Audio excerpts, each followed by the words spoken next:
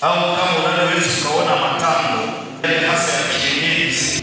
Ukipenda kufanya mambo ya siri mabovu, yanakutafuna ndani kwa ndani, yanaondoa sura ya Mungu ndani yako, yanaoipa chafu.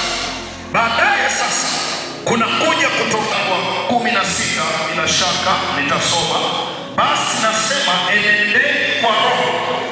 Enendeni kwa nini? Enendeni kwa Roho, wala hamtatimiza kamwe tamaa za mwili. Mambo ya siri haya, tamaa za mwili ni mambo ya siri haya. Nani anayejua kwamba sasa hivi unatamani nini? Akasemaje sasa? Ulitakase na mambo ya siri. Kwa hiyo mambo ya siri unaweza ukayaficha, lakini kuna wakati anaweza akakuweka kwenye wakati mgumu sana. Wakati anaweza akakuweka kwenye wakati mgumu sana.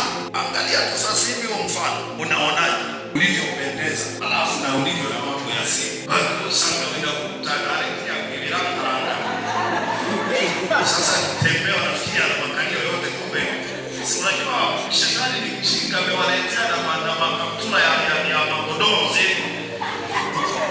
Tunatembea ile mfuko, yaani unakutana na tembea kama kiroba kimeshindiliwa kikabaki upande. Mambo ya siri. Mambo ya nini tunasema? Mambo ya siri. Hakikisha hata ukifumba macho huoni shida mahali popote, na kila sehemu unapoona kuna shida usikae nayo, mpe Yesu. Kwa nini? Kwa sababu Yesu anasabilia yeye ndiye atakayewaokoa watu wake na dhambi zao. Sisi ni wenye dhambi, lakini tumepewa mwenye kutuokoa na dhambi zetu. Usikubali kukaa na chupi iliyochanika wakati Yesu anaanza kuinunua hela nyingi, sasa bado unaishikilia.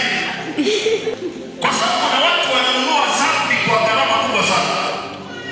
Kuna dhambi na gharama. Watenda dhambi wanatoa gharama kubwa sana, hata kuwapata wazinzi wenzao. Bwana Yesu asifiwe. Hata tukimwambia Yesu anaweza kuchukua ugonjwa wako uliopata kwa sababu ya dhambi, akiangalia amebeba mabovu, it is written in your Bible. Akatokea anauliza, sasa kuna desturi moja kwenye karibia sikukuu kama hizi, lazima afunguliwe mfungo mmoja. Sasa mnataka yupi? Huyu Yesu Mnazareti au mnataka nini? Wakasema afunguliwe Baraba.